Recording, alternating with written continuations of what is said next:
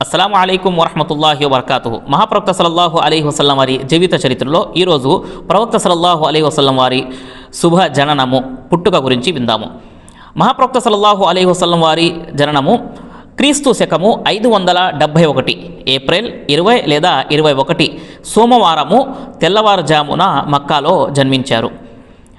మాతృమూర్తి ఆమినా వారు అంటున్నారు, ప్రవక్త సల్లల్లాహు అలైహి వసల్లం వారి పుట్టుక సమయంలో నా శరీరం నుంచి ఒక కాంతి వెలువడింది. దాని ద్వారా సిరియా యొక్క కోటలన్నీ కూడా మెరిసిపోయాయి. తల్లి మొట్టమొదటిగా ఈ శుభవార్త అబ్దుల్ ముత్తలిబ్కి అందజేశారు. మరియు అబ్దుల్ ముత్తలిబ్ సంతోషంతో పరిగెత్తుకుంటూ వచ్చి ప్రవక్త వారిని ఎత్తుకొని కాబతుల్లా వద్దకు వెళ్ళారు. దువా చేశారు, ప్రార్థన చేశారు. మరియు మొహమ్మద్ అని పేరు పెట్టారు. ఈ పేరు అరబులో మునుపటి ఎక్కడ కూడాను లేదు. మరియు ప్రవక్త సల్లల్లాహు అలైహి వసల్లం వారికి 7వ రోజు అకీకా చేయటము, సుంతి చేయటం కూడా జరిగినది. మరియు అదేవిధంగా మహాప్రవక్త సల్లల్లాహు అలైహి వసల్లం వారికి తల్లి తర్వాత అబూ లెహబ్ బానిస అయిన స్వైబ మొట్టమొదటిగా పాలు పట్టింది.